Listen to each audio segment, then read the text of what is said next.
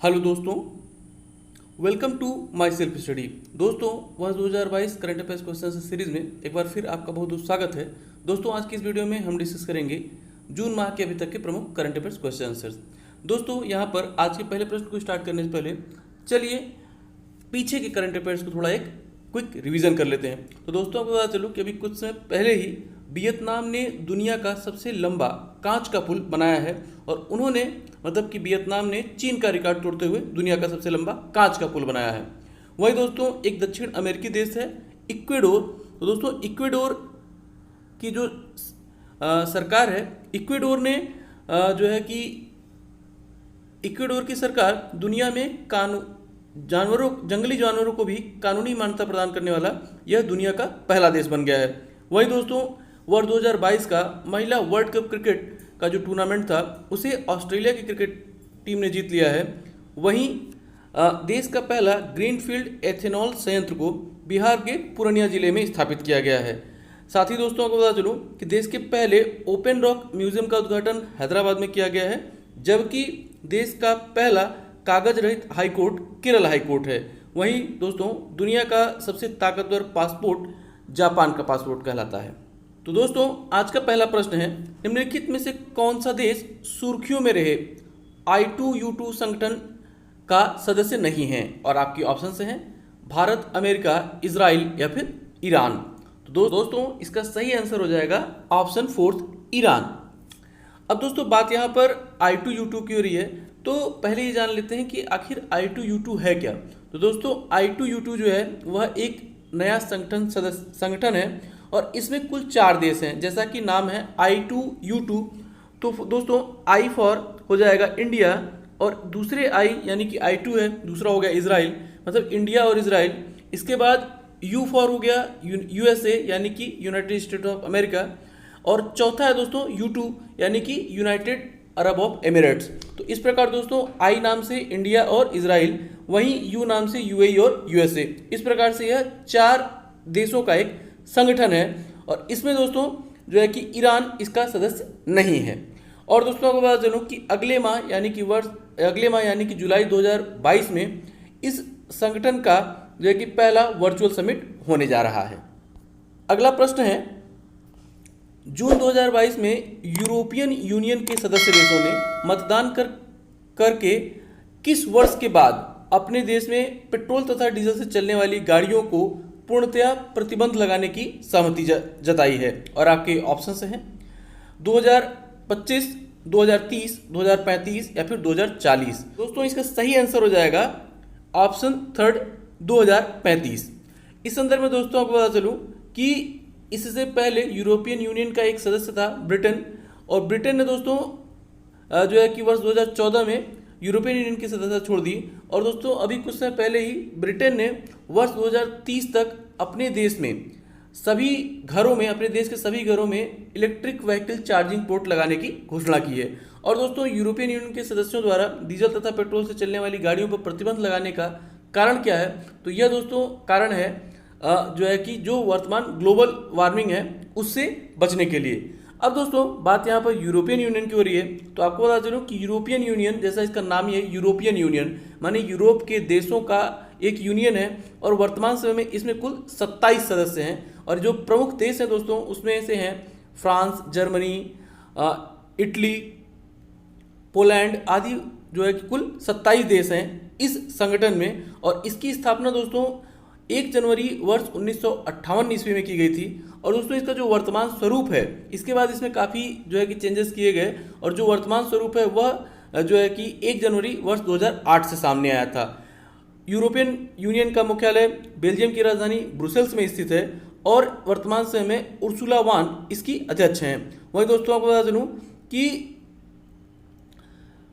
European union को वर्ष 2022 में शांति के नोबेल पुरस्कार से भी सम्मानित किया गया था। साथ ही दोस्तों, यूरोपियन यूनियन ने अपनी एक मुद्रा यूरो को भी लॉन्च किया था, लेकिन दोस्तों यह जो मुद्रा है वह अभी तक सभी देशों के द्वारा प्रचलन में नहीं लाया गया है, सभी देशों के द्वारा एक्सेप्ट नहीं किया गया है। अभी तक मात्र 15 ही सदस्य देशों द्वारा यह जो यूरो मुद्रा है उसका प्रयोग किया जा रहा है।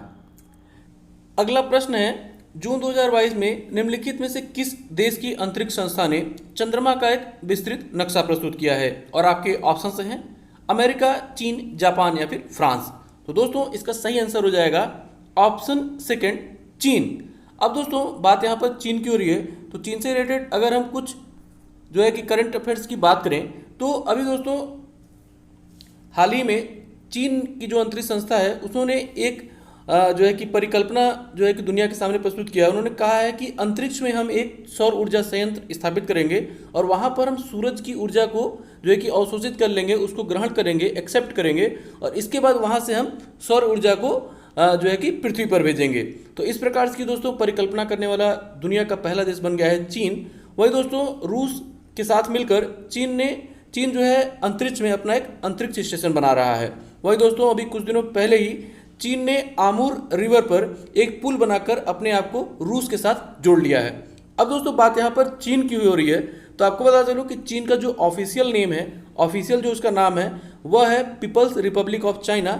इसे पीआरसी के नाम से भी जाना जाता है। और कई बार दोस्तों आप बहुत से चीज़ों में देख रहे होंगे कि अब मेड इन चाइना लिख के नहीं आता है, उसमें मेड इन पीआरसी लिख के आता है। तो पीआरसी का फुल फॉर्म है पीपल्स रिपब्लिक ऑफ चाइना, जिसको हम चीन कहते हैं, उसका आधिकारिक नाम पीपल्स रिपब्लिक ऑफ चाइना है। वही दोस्तों आपको बता चलूँ कि चीन जो है वह दुनिया में जनसंख्या के मामले में सबसे बड़ा देश है, वहीं क्षेत्रफल के मामले में यह दुनिया का चौथा सबसे बड़ा देश है। वही दोस्तों चीन जो है भारत के अलावा Myanmar, Laos, Vietnam, Nepal, Bhutan, Afghanistan, Kazakhstan, Kyrgyzstan, Tajikistan, रूस और दक्षिण कोरिया, इन कुल 13 देशों के साथ अपनी लैंड बॉर्डर शेयर करता है। चीन की जो राजभाषा मंदारिन है दोस्तों, वह दुनिया में सबसे ज़्यादा बोली जाने वाली भाषा है। वर्तमान समय में चीन के राष्ट्रपति शी जिनपिंग जी हैं, वहाँ की राजधानी बीजिंग, जबकि मुद्रा वहाँ की युआन कहलाती है। ध्यान रखिएगा दोस्तों, चीन का एक बहुत ही बड़ा शहर है शंघाई, इनफैक्ट वह चीन का सबसे बड़ा शहर भी है। वही दोस्तों अगर हम युद्धाभ्यासों की बात करें तो भारतीय सेना चीन की सेना के साथ हैंड इन हैंड नामक युद्धाभ्यास करती है।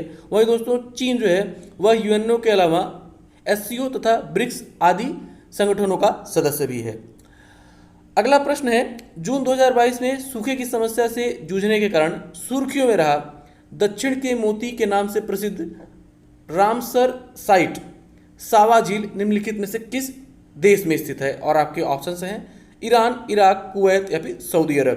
तो दोस्तों इसका सही आंसर हो जाएगा ऑप्शन सेकंड, इराक। इस संदर्भ में दोस्तों आपको बता चलूँ कि यह जो झील है वह जो है इराक की राजधानी बगदाद से लगभग 15 किलोमीटर दक्षिण में स्थित है। बात यहाँ पर इराक की हो रही है, तो आपको बता चलूँ कि इराक एक बहुत ही प्राचीन सभ्यता वाला देश है और आपने नाम सुना होगा मेसोपोटामिया की सभ्यता। तो दोस्तों मेसोपोटामिया की जो सभ्यता थी वह इसी वर्तमान समय का जो इराक है वहीं पर बहने वाली दो प्रमुख नदियाँ दजला और फरात के बीच में ही जो है कि इस सभ्यता का उद्भव हुआ था। और दोस्तों अगर वर्तमान समय में हम जो इराक है उसकी प्रमुख स्थल सीमा की बात करें तो इराक अपनी लैंड बॉर्डर जो है वह ईरान, तुर्की, सीरिया, जॉर्डन, सऊदी अरब और कुवैत के साथ लगता है। वहीं दोस्तों एक छोटी सी इसकी जल सीमा जो है वाटर एक्सेस फारस की खाड़ी भी लगती है। साथ ही दोस्तों आपको बता चलूँ कि इराक की राजधानी बगदाद है जो कि टिग्रिस नदी के किनारे बसा हुआ है। इराक की मुद्रा इराकी दिनार कहलाती है और वर्तमान समय में इराक के राष्ट्रपति बरहम सालेह जबकि प्रधानमंत्री मुस्तफा अल कादिमी जी है। वहीं दोस्तों जो है कि इसका राजधानी बगदाद के अलावा करबला, बसरा और नजफ आदि जो है वह इराक के अन्य प्रमुख शहर हैं। और दोस्तों यूएनओ के अलावा इराक ओआईसी और ओपेक जैसे संगठनों का भी सदस्य है। अगला प्रश्न है, जून 2022 में निम्नलिखित में से किस राज्य में देश के सबसे लंबे स्टील पुल का उद्घाटन किया गया? और आपके ऑप्शन हैं असम, गुजरात, बिहार या फिर अरुणाचल प्रदेश। तो दोस्तों इसका सही आंसर हो जाएगा ऑप्शन थर्ड, बिहार। इस संदर्भ में दोस्तों आपको बता चलूँ कि यह जो स्टील का पुल था यह कोई नया पुल नहीं बना है, यह पुराना ही पुल था जिसे महात्मा गांधी सेतु कहा जाता था और यह 5.7 किलोमीटर लंबा था। दोस्तों आपको बता चलूँ कि अपने समय तक, अब तो काफ़ी लंबे लंबे पुल बन गए हैं, अपने समय तक यह बहुत दिनों तक देश का सबसे लंबा पुल बना रहा था। और अब दोस्तों इस पुल का जो स्ट्रक्चर था ऊपर का जो कंक्रीट का बना हुआ था उसको हटाकर अब एक स्टील का पुल बना दिया गया है। तो इस प्रकार से दोस्तों यह स्टील ब्रिज जो है वह देश का सबसे लंबा स्टील ब्रिज है जिसे बिहार जो कि बिहार राज्य में स्थित है। अब दोस्तों बात यहाँ पर बिहार की हो रही है, तो आपको बता चलूं कि बिहार राज्य की स्थापना 22 मार्च वर्ष 1912 को ब्रिटिश बंगाल प्रांत से अलग एक राज्य के रूप में की गई थी। इसकी राजधानी पटना है, जो कि गंगा नदी के किनारे बसा हुआ है। बिहार के वर्तमान समय में मुख्यमंत्री नीतीश कुमार जी, जबकि राज्यपाल फगुन चौहान जी हैं। वहीं दोस्तों आपको बता चलूँ कि जनसंख्या के मामले में बिहार उत्तर प्रदेश तथा महाराष्ट्र के बाद तीसरा सबसे बड़ा राज्य है। वहीं क्षेत्रफल के मामले में इसका स्थान 12वां है। वहीं दोस्तों बिहार के पश्चिमी चंपारण जिले में वाल्मीकि नामक एक टाइगर रिजर्व है। अगर हम जीआई टैग्स की बात करें तो बिहार का दोस्तों बिहार मखाना, सिलवा खाजा, मगही पान, शाही लीची, मधुबनी पेंटिंग आदि प्रमुख वहाँ के जीआई टैग हैं। अब दोस्तों अगर हम बिहार से रिलेटेड कुछ महत्वपूर्ण करंट अफेयर्स की बात करें तो अभी मई 2022 में दोस्तों बिहार के ही पूर्णिया जिले में जो है कि देश का पहला ग्रीनफील्ड एथेनॉल संयंत्र को जो है स्थापित किया गया है। जबकि मई 2022 में ही ASI यानी कि भारतीय सर्वेक्षण विभाग, आर्कोलॉजिकल सर्वे ऑफ इंडिया के द्वारा बिहार के खगड़िया जिले में देश के सबसे बड़े सोने की खान की खोज की गई है। वहीं दोस्तों बिहार की राजधानी पटना में ही देश का पहला डॉल्फिन अनुसंधान केंद्र खोला जा रहा है। अगला प्रश्न है, जून 2022 में निम्नलिखित में से कौन सा राज्य बालिका पंचायत को शुरू करने वाला देश का पहला राज्य बना? और आपके ऑप्शन से हैं हरियाणा, तेलंगाना, गुजरात या फिर गोवा। तो दोस्तों इसका सही आंसर हो जाएगा ऑप्शन थर्ड, गुजरात। इस संदर्भ में दोस्तों आपको बता चलूं कि गुजरात राज्य में 11 से लेकर 21 वर्ष तक की जो बालिकाएं हैं उनको मिलाकर जो है कि एक बालिका पंचायत बनाया गया है। और इस पंचायत की सहायता से उनकी जो अपनी समस्याएं हैं, जो उनकी पढ़ाई को लेके, स्वास्थ्य को लेके, तो यह सभी जो है कि बालिकाएं आपस में मिलकर उसके एक समाधान को ढूंढेंगी। और इस प्रकार से दोस्तों इस प्रकार की जो व्यवस्था की गई है वह गुजरात राज्य के कच्छ जिले में सबसे पहले की गई है। दोस्तों बात यहाँ पर गुजरात की हो रही है, तो आपको पता चलूं कि गुजरात राज्य की स्थापना 1 मई वर्ष 1960 को बम्बई राज्य से अलग एक राज्य के रूप में की गई थी। गुजरात की राजधानी गांधीनगर। वर्तमान समय में गुजरात के मुख्यमंत्री भूपेंद्र भाई पटेल जी हैं, जो कि भाजपा पार्टी से बिलोंग करते हैं। वहीं राज्यपाल आचार्य देवव्रत जी हैं। दोस्तों गुजरात की विधानसभा में कुल 182 सीटें हैं, जबकि संसद में लोकसभा के लिए 26 तथा राज्यसभा की 11 सीटें गुजरात राज्य से हैं। वहीं दोस्तों आपको पता चले कि गुजरात देश में सबसे लंबी समुद्र तट रेखा वाला राज्य है। वहीं दोस्तों देश का जो सबसे पश्चिमी बिंदु है 67.8, जो कि भारत की सीमा है पश्चिम में, वह गुजरात राज्य के ही गुहार मोती गांव में स्थित है। अब दोस्तों बात यहाँ पे गुजरात की हो रही है। गुजरात से रिलेटेड अगर हम कुछ महत्वपूर्ण करंट अफेयर्स की बात करें तो अभी दोस्तों मई 2022 में ही प्रधानमंत्री मोदी जी के द्वारा गुजरात के गांधी शहर में देश ही नहीं बल्कि दुनिया के पहले नैनो यूरिया लिक्विड संयंत्र का उद्घाटन किया गया। वहीं दोस्तों गुजरात के सूरत शहर में जो है कि देश का पहला स्टील के कचरे से सड़क का निर्माण किया गया है। जबकि दोस्तों अभी कुछ समय पहले ही गुजरात के जामनगर शहर में प्रधानमंत्री मोदी जी के द्वारा global centre for traditional medicine का भी उद्घाटन किया गया है।